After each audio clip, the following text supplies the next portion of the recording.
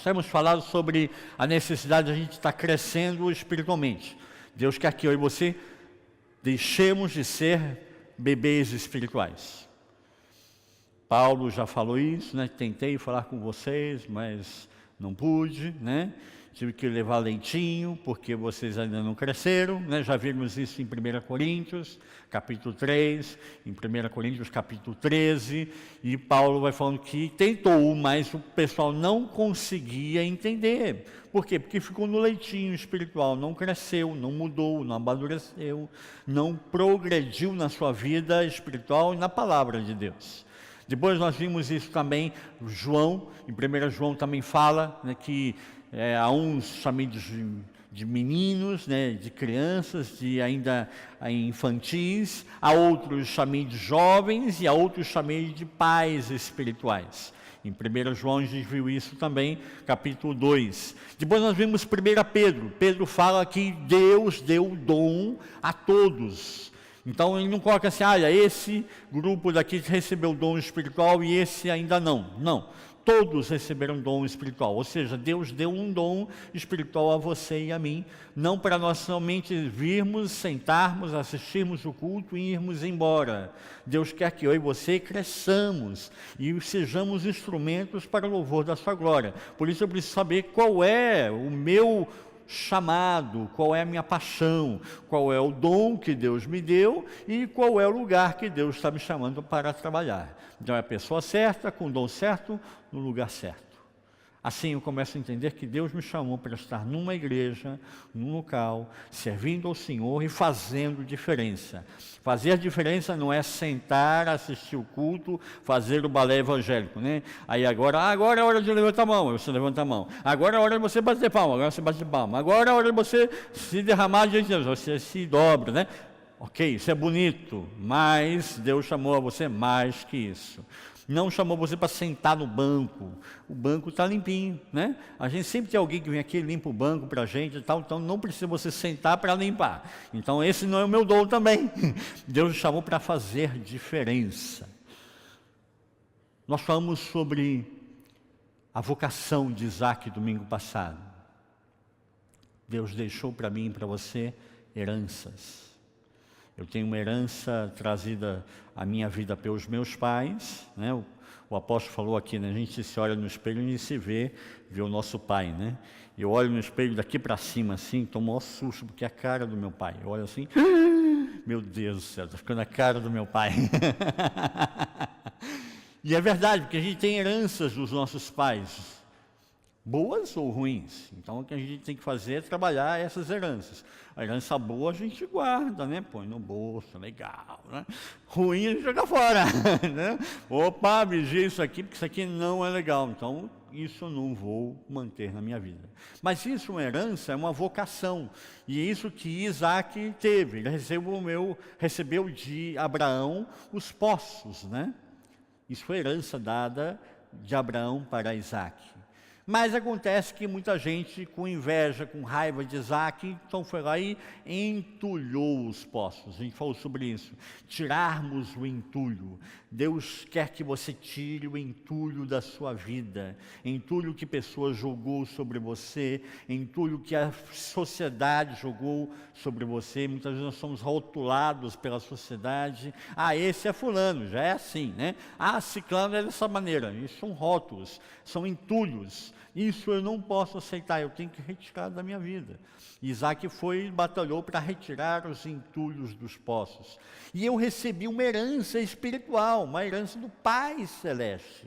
Eu sou filho de Abraão, eu tenho uma herança em Abraão, que é o nosso pai da fé, mas eu sou co-herdeiro em Cristo Jesus. Então eu recebi duas heranças. Vira para o seu irmão e fala, você tem duas heranças, mano. Duas heranças. Não é uma só não, você tem duas. Uma em Abraão e outra em Cristo Jesus. Deus quer que eu e você sejamos mais do que vencedores em Cristo Jesus. E assim a gente começa a entender que Deus tem chamado a mim e a você para realmente fazermos diferença. Nós estamos trabalhando esse ano, vamos bater bastante nessa tecla, a questão da ponte. Lembra do sermão que a gente botou aqui, a ponte? Né? Então, Ó, sermos ponte. Ah, legal.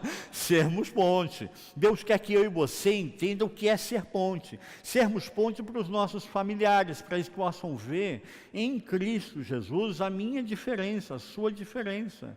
Se você me olhar assim, cara, você cortou o cabelo? Não, estou mais bonito por causa de Jesus, entendeu? E assim a gente poder realmente fazer diferença. Mas vamos fazer diferença aonde? Primeiro nos nossos familiares. Depois fazemos diferença entre os nossos vizinhos, nossos colegas de trabalho, que estão olhando para mim, para você todos os dias. E eles estão medindo a você, a mim, o tempo todo. Não é isso, Carlinhos? Ficam, você é crente, estou te manjando, estou entendendo, né? Você é crente, Carlinhos. Né? Então, e aí, pronto, crente parece que você é impecável, você não pode pecar. Não, nós somos pecadores, né? Mas a gente tem que dar o bom testemunho. Então, Deus quer que eu e você cresçamos nesse propósito, né? Possamos ser diferentes, sermos diferentes em Cristo Jesus, sermos ponte para o mundo, para quem não conhece Jesus, para quem está decepcionado com Jesus. Quanta gente hoje está decepcionada com a igreja, com Jesus, por causa de maus testemunhos. Maus testemunhos. E aí essas pessoas precisam de uma ponte, porque elas taxam, rotulam, então, né? Então a igreja é isso. E eu não quero mais igreja. E consequentemente eu não quero mais Jesus. E consequentemente eu não quero mais Deus. E essa pessoa precisa de uma ponte. E essa ponte somos eu e você. Para mostrar para as pessoas, olha, existem igrejas diferentes. Existem pessoas diferentes. Existem pastores diferentes.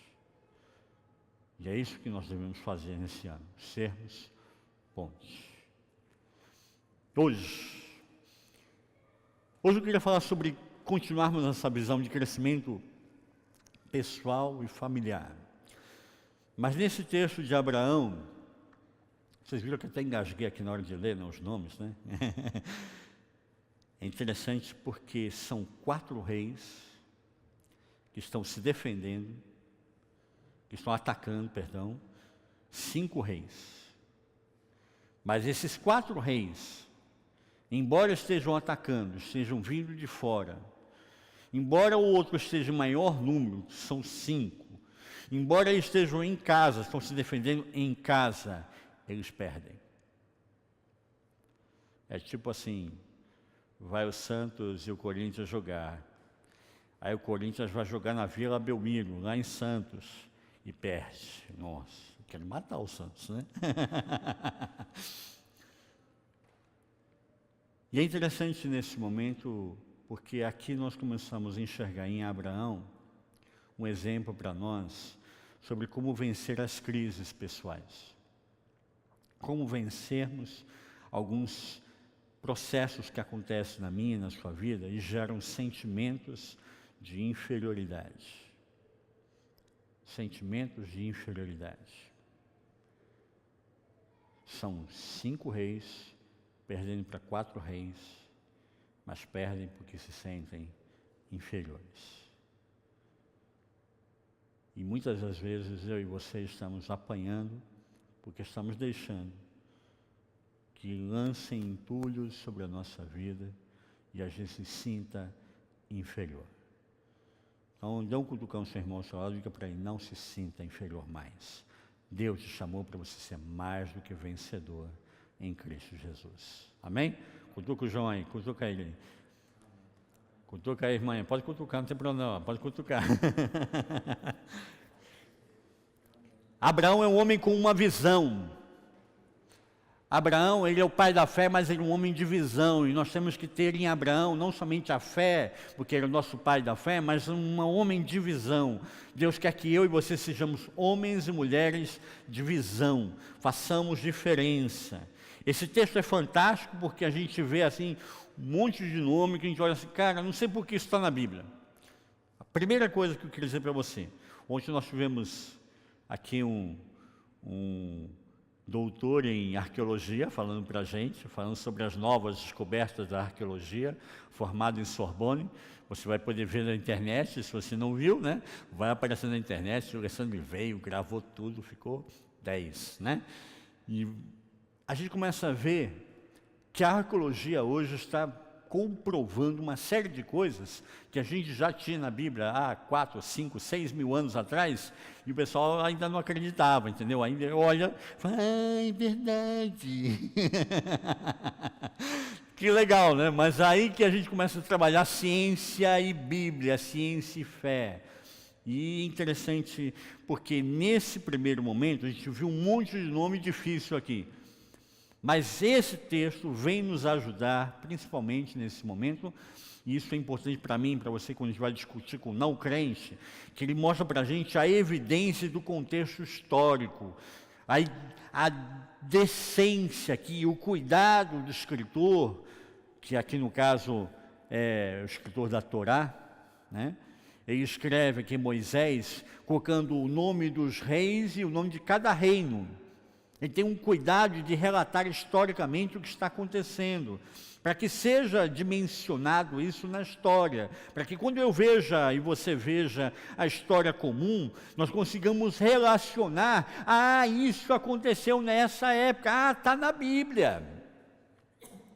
Então, a primeira coisa que nós vemos aqui, ele faz uma lista bem detalhada para cada um de nós, relacionando o nome dos reinos e o nome dos reis. Ele põe Anrafel, rei de Sinar, Arioque, rei de Elazar, Quedorlaomer, rei de Elã, Tidal, rei de Goim. Depois ele coloca os outros reis, né? Versículo 2. Berá, rei de Sodoma, Berchá, rei de Gomorra, Sinabe, rei de Admá, Semeber, rei de Seboim, rei de Belá, rei de Zoar. Então ele começa a relacionar isso historicamente, para que eu e você, quando nós olhemos a história do nosso dia a dia, a história cronológica, a gente possa contextualizar, isso aconteceu aqui.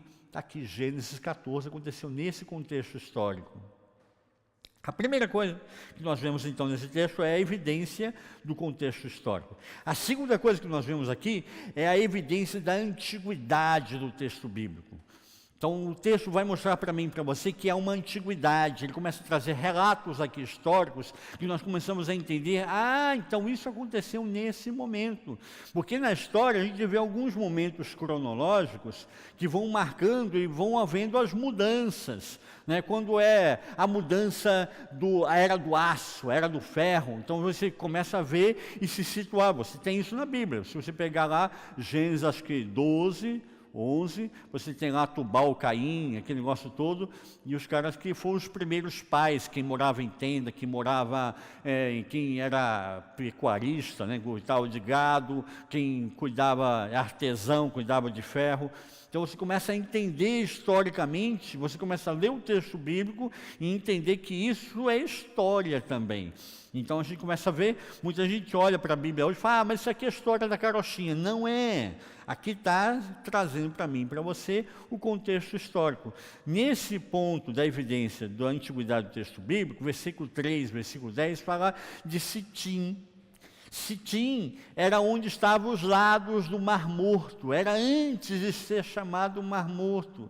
Naquela época, tinha os lugares que eram chamados, né, no Império Romano, pelos asfaltites. Então subia o asfalto, subia o piche, onde tinha asfalto, começou o processo. Então você está vendo aqui coisas históricas que vão ser colocadas no texto, mostrando para mim que não é uma história da carochinha, não é fantasia, é realidade, isso aconteceu. Então houve esse combate, 4 reis combateram 5 reis e venceram. Esse é o primeiro ponto que mostra para mim e para você. E é interessante que eu queria fazer um destaque aqui no versículo 12, porque diz que nesse momento, que eles venceram os reis de Sodoma e Gomorra, e se apossaram de uma pessoa. E por causa dessa pessoa, deu ruim. Deu ruim. Versículo 12 diz, apossaram-se também de... O que está escrito aí?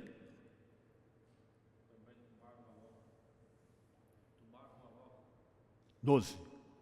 Apossaram-se de Ló. Quem é Ló?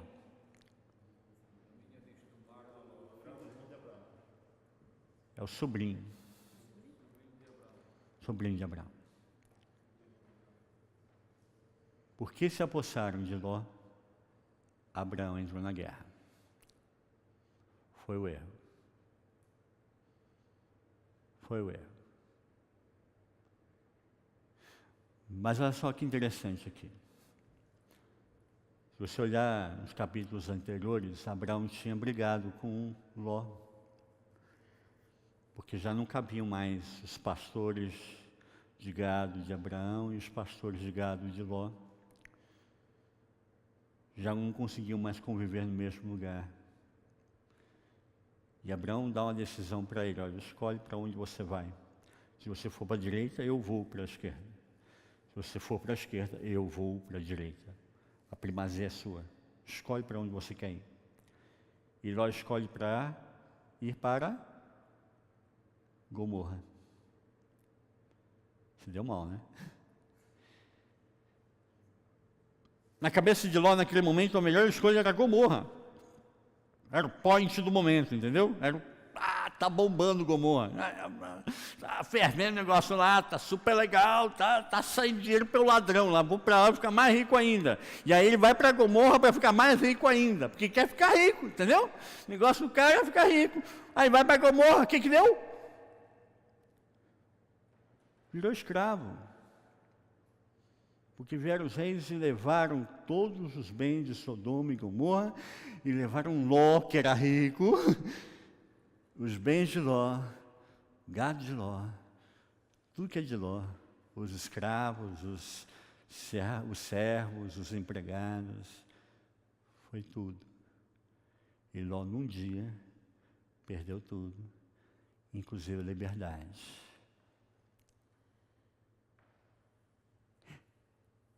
É interessante como muitas vezes eu e você como igreja, a gente escolhe pela aparência e cai em buracos, cai em armadilhas. E esse texto mostra para a gente isso. Ló escolheu pela aparência. Abraão escolheu a Deus. Se você for para a direita, eu vou para a esquerda, porque não interessa, Deus está comigo e Deus vai continuar me abençoando. Não interessa que Gomorra está bombando, é o ponto de momento, eu vou para cá, não tem problema. E aqui vai bombar, porque onde eu estou, Deus está, e onde Deus está, vai ser a bênção, vai acontecer. Mas Ló não pensa assim. Quando a gente não pensa assim, pensa como Ló, a gente cai em buraco, cai em armadilha, cai em confusão. Mas olha só como é a misericórdia de Deus.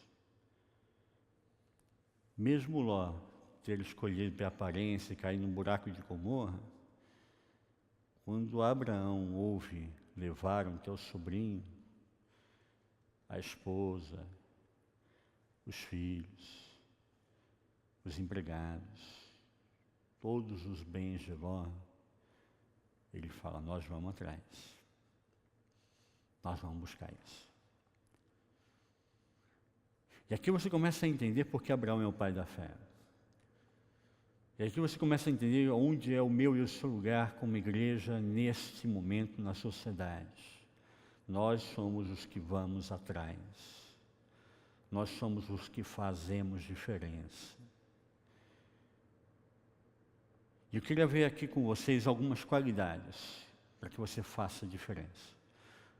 Para que você vença esse complexo de inferioridade, vença os seus obstáculos, tire fora os entulhos e seja mais do que vencedor em Cristo Jesus. Amém? Primeira coisa aqui que eu quero que você preste atenção comigo, vamos lá. Primeira coisa, versículo 1, fala sobre esses reis. Mantenha sua Bíblia aberta para ver se está certo o que eu estou falando. O primeiro rei que aparece aqui é Anrafel. Anrafel, em hebraico, significa guarda dos deuses. Anrafel significa guarda dos deuses. É um sincretismo. Ele acha que existem vários deuses e ele é esse que vela, que guarda por esse sincretismo religioso. O segundo rei chama-se Arioque. Arioque em hebraico significa servo do deus da lua, ou seja, esse homem cultuava ao deus da lua. A ele havia culturas nessa época que tinham a lua como sendo o seu deus. O terceiro rei que nós vemos, Quedorlaomer. Quedorlaomer é o chefe de todos, é o que manda. Quedorlaomer em hebraico significa servo do deus Lagmar. Lagmar é um deus do panteão cananeu, é um deus que exige sacrifícios. Se você não me der seus sacrifícios, você não vai crescer, você não vai prosperar. Então ele exige que você dê sangue, é um deus sanguinário. E Quedorlaomer é um homem sanguinário, é um rei sanguinário que exigia dos seus subalternos, exigia dos seus liderados, ele exigia desses 5 reis aquilo que eles não podiam dar. Por isso eles entram em rebelião contra esses 4 reis. E o último rei, Tidal, o quarto rei. Tidal significa temor, ou seja, significa medo de Deus. É um Deus que espalha o terror, é um Deus tirano, e é um rei, consequentemente, que espalha a tirania. E aqui, por que eu estou falando isso? Porque a gente começa então a olhar a cada um desses reis e começa a entender o contexto espiritual que eles estão inseridos. E eu e você não estamos em outro contexto distinto do que é isso hoje no século 21. Porque existe muita gente ao meu redor, ao seu redor, que quer realmente a tirania sobre a nossa vida. E a gente precisa entender isso, que esse contexto espiritual também está presente hoje. A primeira coisa que a gente olha para esse texto, tem que perceber nesse texto, que há uma razão para essa batalha dos 4 reis contra os 5 reis. Embora sendo 4 reis em menor quantidade, menor exército, eles conseguem exercer essa tirania sobre 5 exércitos que estão em casa, que têm as suas muralhas, que têm as suas edificações, que tecnicamente deveriam melhor se defender, e eles não conseguem por causa justamente do contexto espiritual que nós estamos trabalhando. Muitas vezes eu e você estamos vivendo alguns ataques, algumas lutas, e se eu for tentar lutar isso fisicamente, com uma coisa que é espiritualmente, eu não vou ter sucesso. Eu preciso entender isso, que existem coisas que eu vou trabalhar, porque a minha personalidade vai me permitir trabalhar, porque Deus tem me dado vocação para trabalhar, porque Deus tem me dado capacitação humana para trabalhar, mas existem coisas que eu vou precisar orar, repreender, jejuar, e é isso que Jesus fala quando os discípulos saem para fazer a evangelização. Essa casta de demônios só sai com jejum, oração e jejum. Existem coisas na minha vida, na sua vida, que não vão mudar se não for por oração e jejum. Por isso nós estamos lançando a campanha de Daniel, 21 dias. Por isso nós vamos orar e jejuar 21 dias, porque Deus tem um propósito para mim, para você, para nós rompermos, quebrarmos uma série de coisas que precisam ser quebradas na minha vida pessoal, na minha vida familiar e na minha vida comunitária. Deus tem propósito para mim, para você, para nós quebrarmos e vencermos em Cristo Jesus. Cada um desses reis exerciam uma opressão sobre esses 5 reis, exerciam uma influência maligna sobre a vida desses 5 reis. Esses povos estão vivendo sob opressão, sobre uma influência maligna. E eu e você somos crentes. Eu já ouvi pastor falar assim, crente não fica possesso. Eu já vi crente possesso. Crente. Na nossa visão, nós entendemos que uma vez salvo, não é salvo para sempre. Eu posso perder a salvação. Se eu decidir me desviar da palavra de Deus e ir para o lado contrário, eu decidi isso. Perdi a salvação. Apostatei da fé. E já vi crente opresso. Não fica possesso, mas fica opresso. Há uma opressão. Existem hoje batalhas espirituais que vêm e oprimem a cidade inteira. E você está nessa cidade e você fica debaixo dessa opressão. E a gente tem que orar e repreender isso, porque senão a gente vai sucumbindo, vai definhando. E há uma opressão, um peso. Você já entrou num lugar que você se sentiu mal? Entrou na casa de uma pessoa, num lugar que você chegou assim, uau, pesado. Um ambiente opressor. Provavelmente tem uma ação maligna nesse lugar, tem um demônio nesse lugar. Não é porque eu e você não estamos vendo, não temos muitas vezes os olhos abertos, não tem discernimento de espíritos, que é um dos dons que nós devemos buscar, alguns têm, outros não têm, mas a gente sente quando entra num lugar que é um ambiente maligno. E a gente tem que ter discernimento disso. Existem ambientes que você vai entrar, há uma opressão maligna. Mas você acha que o problema aqui está na questão espiritual? Não. Se enganou. Versículo 2, pega os outros reis agora. Versículo 2, primeiro rei, Berá. Berá quer dizer poço, excelência. Berá significa para cada um de nós nesse momento aquele que busca uma excelência. Ok, guarda isso no cabide. Segundo rei, Berchá. Berchá no hebraico significa filho da maldade, forte. Berchá nesse momento significa aquele que vive da maldade, que se acha mais forte do que os outros e age pela força e é superior. Terceiro rei, Sinabe. Sinabe no hebraico significa dente do pai. Sinabe nesse momento significa o quê? Aquele que vive pela lei, dente por dente, olho por olho. Sinabe. Quarto rei, Semeber, resplendor do heroísmo no hebraico. Semeber nesse momento significa aquele que deseja viver do resplendor, da ostentação. Semeber significa aquele que vive de aparência, que ele ostenta uma coisa, ele não é, mas ele ostenta, vive de aparência. Quinto rei, rei de Belá. Belá significa destruição. Belá em hebraico significa destruição. Nesse momento significa para cada um de nós aquele que deseja destruir ao outro, desejar o mal ao outro. Por que esses 5 reis caíram? Por causa da ação deles. Por causa da ação deles.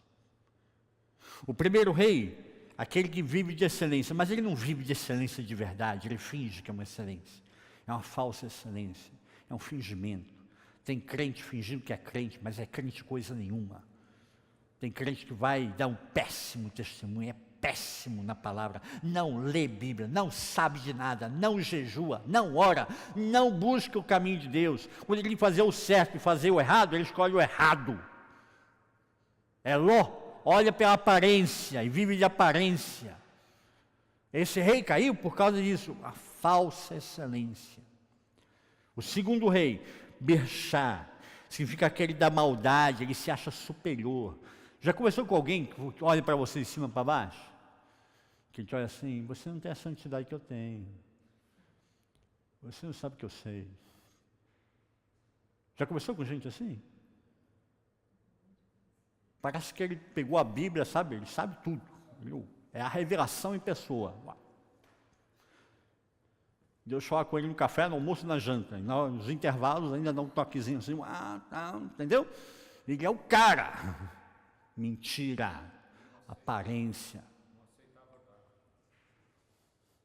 Isso mesmo. É esse rei aqui, Berchá. E ele age pela maldade, e se sente superior, ele faz maldade. Berchá, são pessoas assim, que agem pela maldade, se acham superiores, você não é nada. Ele te desqualifica. Você não é ninguém. Mentira, você é um servo de Deus, uma serva de Deus, você é o filho do Deus Altíssimo. Amém? Você foi chamado para ser mais do que vencedor em Cristo Jesus. Ninguém pode fazer isso com você. Não permita. Terceiro rei, Sinabe, dente do pai. Esse é o pior. É aquele que vive da lei, que é legalista.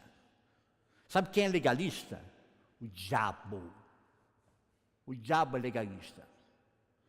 Você ficar diante de uma pessoa que é legalista, fuja dela.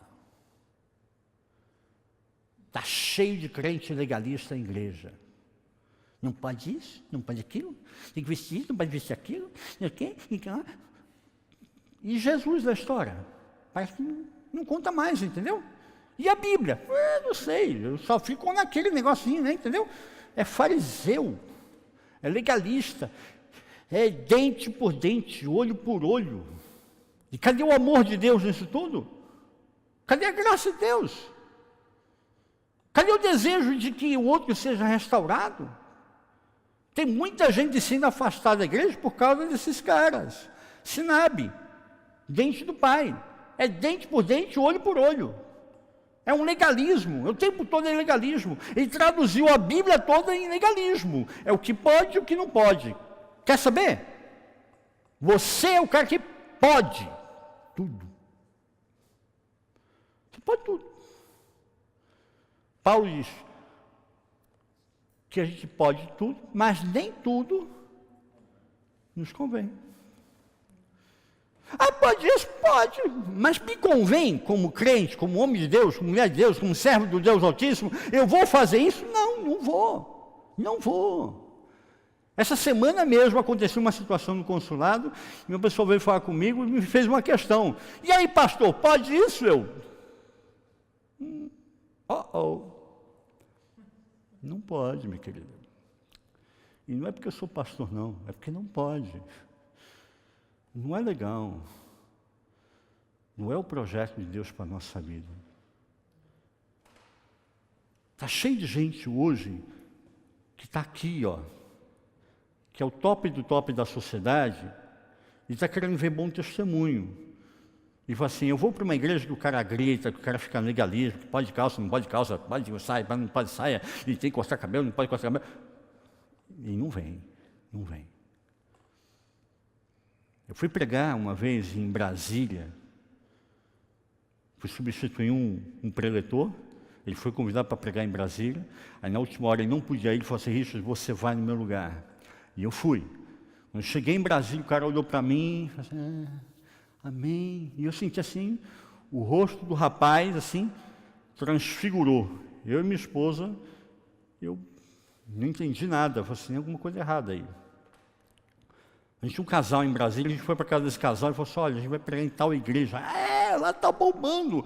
Então, mas alguma coisa aconteceu, porque a gente chegou e o cara olhou para a gente e esfriou. Aí ele, porque você tem barba. Eu tinha barba na época, agora é só o cavanhaque, né? Porque você tem barba, nessa igreja não pode ter barba, pode ter bigode, mas não pode ter barba. Aí eu, mas Jesus não usava barba, não estou sabendo, ninguém me avisa aí, como é que é isso? A barba é o impedimento? A barba é o impedimento, eles não vão deixar você nem pregar, você vai só fazer uma oraçãozinha, sabe, aquela oração silenciosa, agora a oração é silenciosa, não diz nada.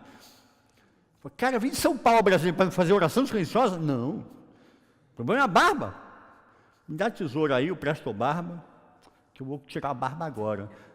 A Vânia falou assim, não, bem, imagina, você está brincando. Eu falei assim, não estou não. Fui no banheiro, tirei, fiquei só de bigode. Mas tem um ataque lá.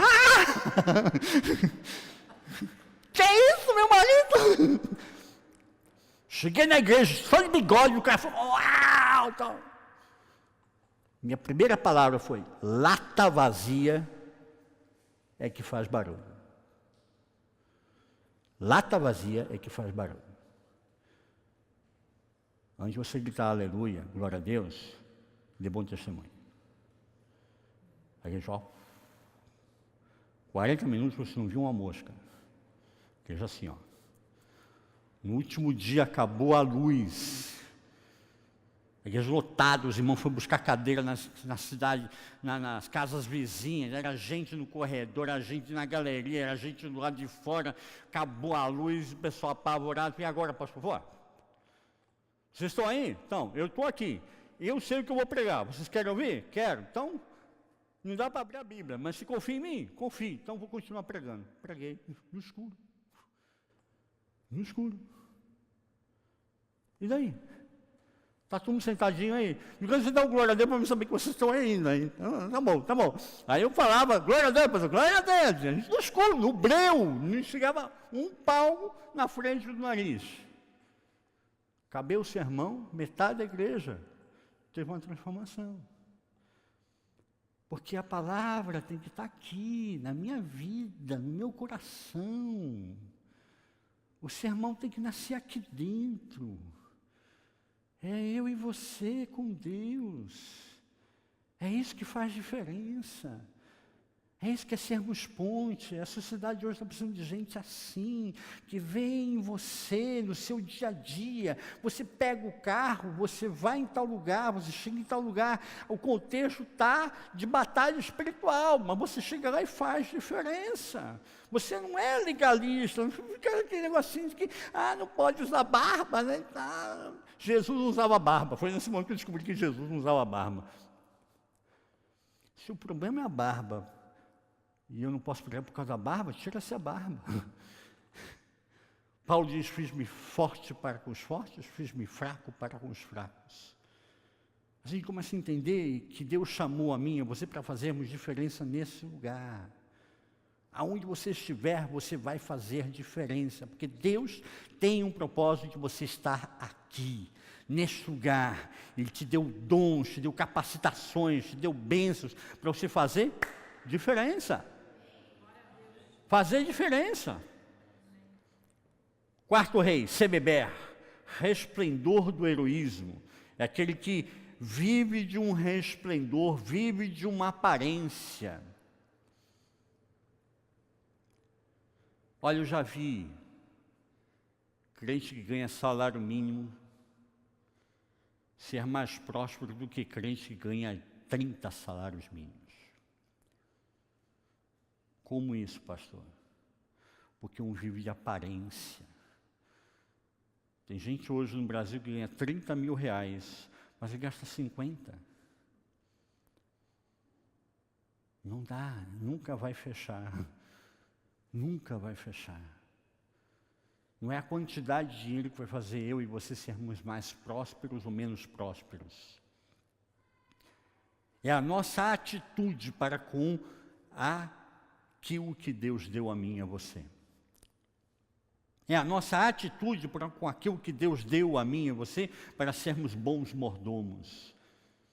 Eu posso ganhar 2 salários e ser mais próspero que um que ganha 10. Porque o que ganha 10 não tem temor no coração, não tem amor no coração, vive de aparência. Eu ganho 10 salários, não posso andar com esse carro mais, tenho que trocar de carro toda hora.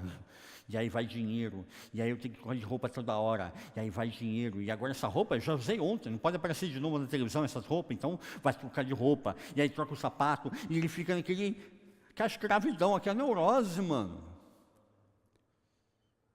E não adianta ele ganhar 30 mil, porque ele vai gastar 50, não adianta. Vai morrer nisso.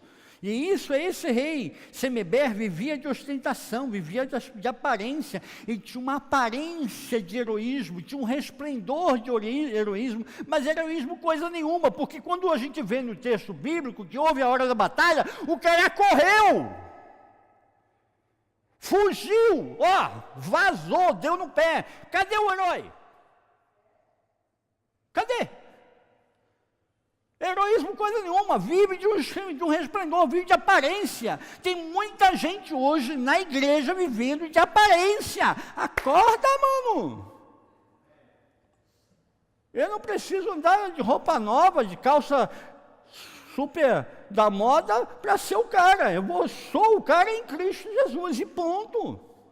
Aonde você chegar, você é o cara, em nome de Jesus. Não vivemos de aparência, nós vivemos o que nós somos. As pessoas hoje no mundo estão olhando para mim, para vocês, estão querendo ver quem sou eu e quem é você.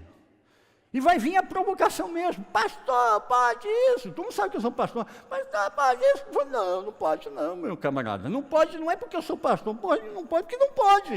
Simplesmente isso.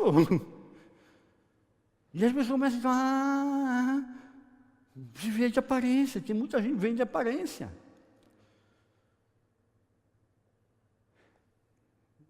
Eu não vou falar uma coisa, eu ia falar uma coisa, vai ser muito pesado. Vai para a internet, vai ficar pior. Quinto e último rei, rei de Belá. Destruição. É aquele que vive da destruição e deseja o mal para o outro. Rei de Belá é aquele que quer que você se dê mal. Ele tem prazer quando você se dá mal. Quando ele ouve boas notícias de você, ele fica assim. Carlinhos, a coisa piorou para ele demais. É mesmo, cara? E aí, como é que foi isso, cara? Aí, né? E a coisa tá feia lá, cara. É mesmo, cara? Conte-me mais, né? Então ele tá ali, né? E você? Não, eu? Está falando com santidade de pessoa, né? Chame sua santidade. Né? E ele tem prazer de ver a destruição do outro. Por isso esses 5 reis caíram. Porque vive uma coisa que não é verdade. Quando chegou a hora da batalha, os 5 reis fugiram, não pelejaram, não guerrearam. Imagine você, faz parte do exército de um rei, que o rei está vazando. Aí você olha assim, quê? Se o cara está vazando, eu vou ficar, sebo nas canelas. Vou embora também. Liderança que gera maldade, gera horror, dá mau testemunho. São esses 5 reis. Por que eles caíram? Por causa disso. Tudo isso que eu falei, legalismo, viver de aparência, todo esse contexto aí. Nisso tudo, a gente começa a ver que há um contexto de batalha espiritual, a gente não pode negar, mas há um contexto também que eu e você temos que sair disso. Sai desse povo, mano. Sai de perto dessa gente. Se você ama alguém que está nesse lugar, dá um toque para ele, vaza desse lugar, porque esse camarada aí, é cadeia, cara. Tem crente hoje que tinha que ir para a cadeia. Tem pastor hoje que tinha que ir para a cadeia. E a minha esposa chegou assim, um monte, tinha um monte. No Brasil tem 10 mil apóstolos. 10 mil apóstolos. Nunca vi tanto apóstolo num lugar só. 10 mil apóstolos. Eu fico pensando, Jesus tinha 12. O Brasil tem 10 mil. E tem gente que não está mais satisfeito em ser apóstolo, porque agora você sabe que tem conselho de apóstolo, tem escola de apóstolo. Você pode fazer escola de apóstolo. Professor? Você vai entrar numa escola de apóstolo? Que chique, né? Escola de profeta? Vou aprender a ser apóstolo, cara. E aí o pessoal fica preso com esses títulos, aquela bobeira toda, entendeu? E aí tem gente que não satisfeito, não pode ser mais só apóstolo, porque já 10 mil apóstolos no Brasil, eu vou ser mais um. Aí tem que ser pai apóstolo, patriarca, vice-deus, sumo sacerdote do Altíssimo. Gente, para com isso. Seja servo, crente, cristão. Só. Quem é você? Sou cristão. Você é pastor? Sou. Não parece, né? Fazer o quê, né? Seja cristão. Só. Só isso. Seja cristão. De verdade. Dê bom testemunho. Fale do amor de Cristo para as pessoas. Viva a simplicidade da palavra. Só. Acabou. Para encerrar, vamos lá. Senão eu falo demais, vocês não vão cansar. Característica que você vê em Abraão. Abraão tem característica aqui importantíssima. Primeira característica de Abraão, versículo 13. Quando a coisa pegou lá, quando deu tudo errado, o texto diz que um camarada saiu, fugiu, e foi procurar quem? Abraão. Foi falar para Abraão: seu sobrinho Ló foi levado preso, escravo. Todos os bens de Sodoma, Gomorra, essas cidades todas, zerou. Lavou a burra os caras. Acabou tudo. E Abraão vivia em Sodoma? Não. Vivia em Gomorra? Não. Onde vivia Abraão? Abraão vivia em Manre, na floresta. Para mim só de se dá onde eu moro, a calça que eu uso, o carro que eu ando. Posso que Deus está na minha vida. Posso que Deus é comigo. Levaram Ló? Então vou atrás de Ló. Foi atrás de Ló porque Ló era boa pessoa? Não. Foi atrás de Ló porque ele gostava de Ló, seu sobrinho gostava de Ló, mas ele acabou de brigar com Ló. Se ele é um desses caras que a gente leu aqui, ele fala assim: Ló se deu mal, é? Sabia. Deus estava me falando sobre isso, que havia uma maldição na vida de Ló, ia cair a mão de Deus, o julgamento de Deus. Deus está pesando a mão, vai morrer mesmo. Se ele não acordar, vai morrer lá. Vou até orar para que Deus pese mais a mão ainda. Tem gente que está fazendo isso, gente. É isso que Abraão faz? Não. Vou lá buscar Ló. Espera aí, não é assim não. Minha família, meu sobrinho, é importante para mim. Não é grande coisa não, ok? Mas é meu sobrinho. É minha família. Eu amo esse cara. Quero o melhor para ele. Embora ele não quisesse o melhor para mim, ok? Ele não queria o melhor para mim. Mas eu quero o melhor para ele. Isso é integridade. Isso é caráter. Isso está faltando hoje no cristão. Caráter. Integridade. Levou Ló, eu vou atrás. Vou buscar. Segunda característica aqui, versículo 14. Vê se está certo na sua Bíblia, olha lá. Segunda característica. Ele olha para a situação e ele resolve ir atrás de Ló e ele chama outras pessoas. Isso é o quê? Generosidade. Abraão é um homem generoso. Se a gente ficar vivendo a vida com tanto tostão, a gente não vai para frente, gente. Tem que ser generoso. E ser generoso é difícil, porque a gente leva tanta bordoada para não fazer o bem, né? E aí vai fazer o bem por uma pessoa, e a pessoa te dá as costas, aí você fala: não faço mais bem para ninguém também agora. Não, vou continuar fazendo bem. Se ele fez o mal, o problema dele. Vai vir a consequência sobre a vida dele. E eu não estou dizendo que desejando maldição para a vida dele, não, tá? Ele mesmo vai chamar sobre si os seus próprios problemas. Tem gente que gosta de botar assim a corda no pescoço, sobe no banquinho e fala assim: agora eu vou dar um vazante. E salta. E se enforca. Isso não é maldição de ninguém, foi ele mesmo que quis. A gente tem que entender essas coisas. Abraão é um homem generoso, é um homem magnânimo, um homem perdoador.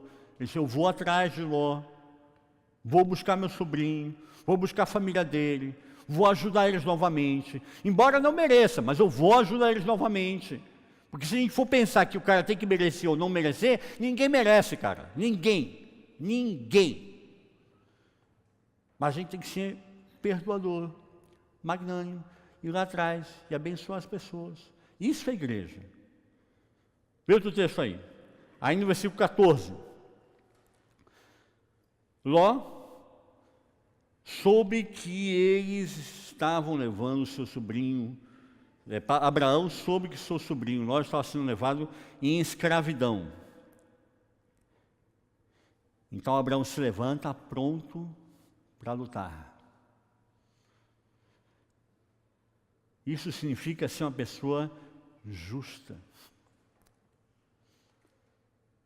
Porque Abraão podia ter feito o corpo mole. Podia falar assim, vou ter que ir lá, né? Vou pensar aqui, vou orar. Se Deus falar comigo, eu vou. Daqui 15 dias.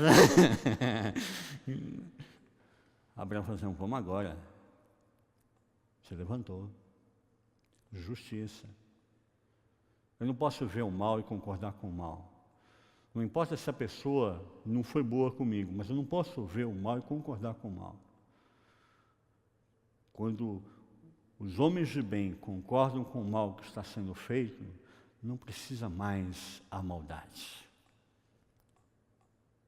Os homens de bem já se corromperam.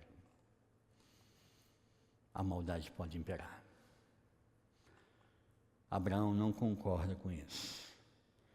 Ainda no versículo 14, Ló foi embora, foi levado, e aí Abraão, o que ele faz? Ele chama 318 homens. Viu aí? 318 homens. Agora, pensa aqui comigo. Saiu no Jornal Nacional. Vieram 4 reis da Barra Pesada, destruíram o exército de 5 reis, levou todo mundo preso, levou os bens dos caras, limpou a cidade. Aí você chega para mim e fala, estou com vontade de ir atrás desses caras. Você faz o quê? Vou orar por você, meu irmão. Você vai aonde? Eu vou atrás desses caras. Vou ficar aqui na intercessão. Eu vou até jejuar por você, tá? Mas eu queria que você fosse comigo. Você vai?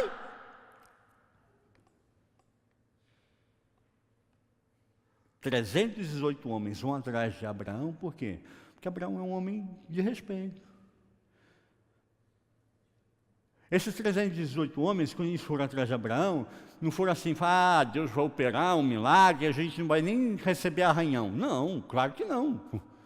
Eles sabem que pode morrer, sabem que pode dar ruim, mas decidiram, nós vamos. Porque se esse homem de bem está fazendo isso, eu vou também, eu vou fazer. Isso é ser igreja. Isso é respeitar o líder e lutar junto com ele. Mas Abraão consegue esses 318 homens porque ele usa a calça da moda? Não, porque ele é um homem de respeito. Porque as pessoas olham em Abraão e falam assim, eu quando crescer quero ser como Abraão. Eu quero que Abraão seja o meu líder. Mesmo que eu vou lutar contra 5 exércitos super poderosos, que eu vou morrer nisso, mas eu vou morrer feliz, porque eu vou lutar contra aquilo que está errado. E isso tem que cair em nome de Jesus. E não interessa, porque está errado tem que estar sendo cancelado, porque está errado. O que está errado eu não posso concordar que seja certo. Está errado, não é o certo. E é isso que Abraão faz nesse momento. Nós vamos lá e vamos lutar, e vamos pegar, trazer Ló de volta, e nós vamos trazer esse pessoal de volta, e vamos trazer os despojos de volta, porque maior é aquele que está em mim do que aquele que está no mundo. Mais tem Deus para me dar do que o diabo para roubar. Deus tem um propósito para mim e para você, e não é um grande exército. Você pensa assim, mas como? São 318 homens contra 5 exércitos. 5 exércitos. Cadê o complexo de inferioridade aqui? São inferiores em número, em estratégia, em armas de guerra. mas são superiores em Cristo Jesus, são superiores na palavra, são superiores porque Deus tem proporcionado e tem capacitado em Cristo Jesus. Por isso eu e você, quando nós chegamos a uma lista de emprego, só tem uma vaga, tem 30, 29 vai ficar sem emprego, que é minha. Deus tem me dado vitória. E Deus tem dado a você vitória. Não abaixa a cabeça, não se sinta inferior, porque é isso que o diabo quer, que você se sinta inferior. E quando você abaixa a cabeça, o diabo fala assim, venci mais uma vez. Olha o crente trouxa aí, ó. Peguei, fiz de gato e sapato. O crente verdadeiro é esse que luta contra a pedrinha lá. Até sair a pedrinha, saiu, em nome de Jesus. Você não nasceu aí, tem que ir embora, vaza, vai descer, vai sair. Isso é Abraão. 318 homens vão lutar contra o pior que existia na época, e vão que vão, mas vão com sangue no olho, nós vamos lá. Última característica, e eu vou encerrar aqui. Versículo 15.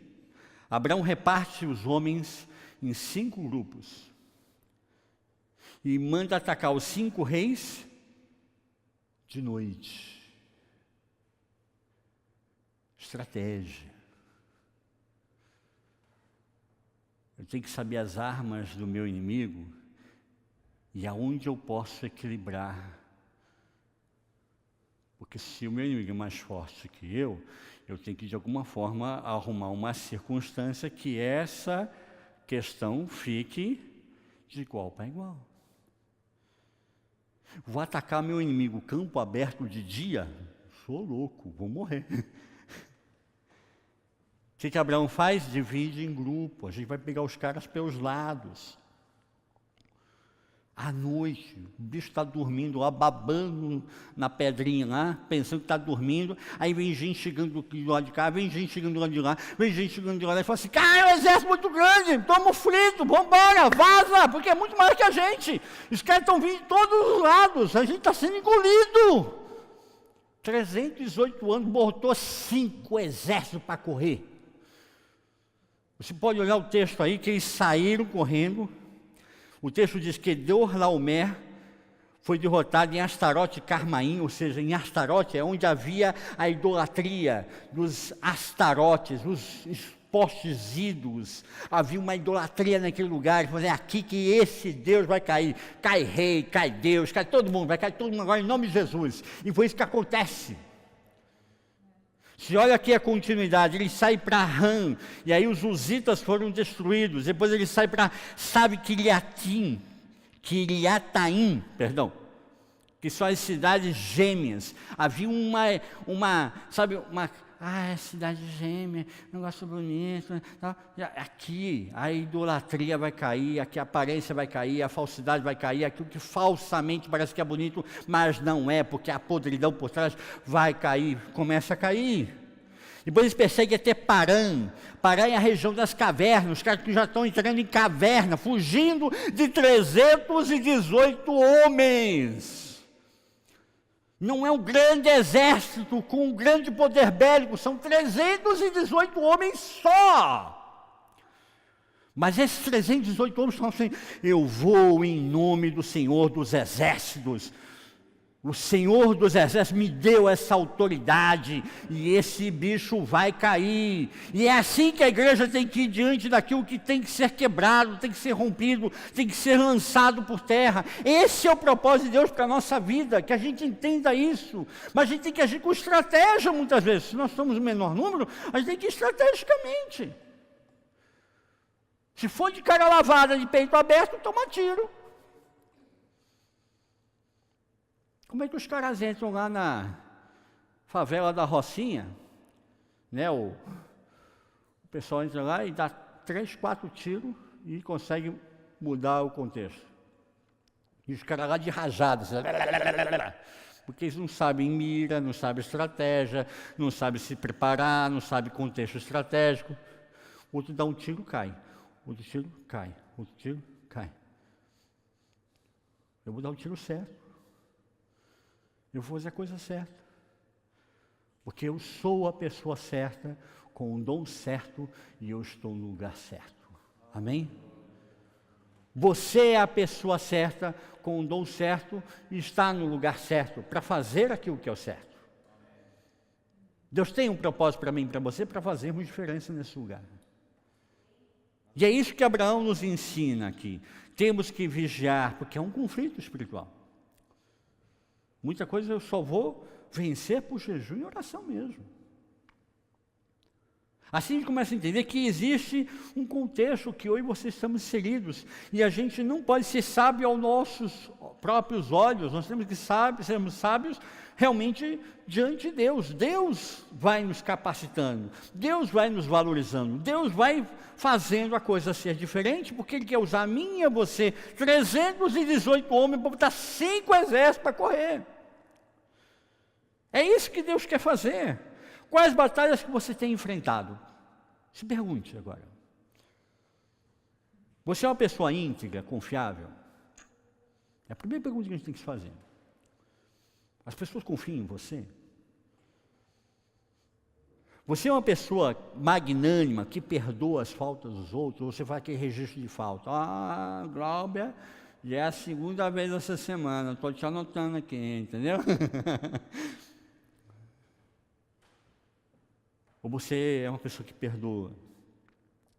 Você é uma pessoa de bem, que luta pela justiça? Você procura ser justo, mesmo a gente sendo justo. Nós não somos justos o tempo todo, mas a gente busca pelo menos ser um pouquinho justo. Busca a justiça de Deus. Você é um líder respeitado, as pessoas olham em você e falam assim, eu topei a sua, estou contigo. Vou lutar essa. 5 exércitos, é? É. A gente tem 318. Vai ser moda, vai ser fácil. Vamos lá. Deus quer que eu e você entendamos isso. Não importa a quantidade, não importa a riqueza do outro. Importa que Deus tem dado a mim e a você uma bênção. E essa bênção está na sua vida. Você é essa bênção. Você é esse instrumento de bênção. Não precisamos ser muitos para fazer mudança em Genebra. Não precisamos ser muitos para fazer mudança no mundo todo. Basta um. Semana passada morreu Billy Graham. Marcou a história. Milhares de pessoas foram salvas a Cristo Jesus. Um homem. Um homem. Só o Billy Graham. Imagina se tivesse 100 miligramas hoje, fazendo o que ele fez a vida toda. Já pensou? Como estaria o mundo hoje? 100 miligramas, não sabe mais que isso. Deus quer que você seja um deles. Você pode ser o próximo Billy Graham. A próxima Billy Graham, porque não tem só homens, mulheres também. Porque às vezes você olha para você e se sente inferior. Não sinta mais assim. Não sinta mais assim, nunca mais. Marca no seu espelho, eu sou o instrumento de bênção de Deus. Escreve lá, mulheres põem batom lá. Estou em reforma. Estou sendo instrumento de Deus. Vai vir outro assim, vou apagar isso aqui. Não, não mexe isso não, cara. Deixa aí no espelho. Deixa aí. Estou em reforma, estou sendo instrumento de Deus. Deus vai me usar. É isso que Deus quer fazer comigo e com você. Quer usar a mim e você para fazermos diferença neste lugar. Não se sinta mais inferior. Deus quer usar a sua vida para fazer grandes coisas. Porque o nosso Deus é um Deus grande. Eu não sirvo um Deus pequeno, eu sirvo um Deus grande. Que gosta das coisas grandes.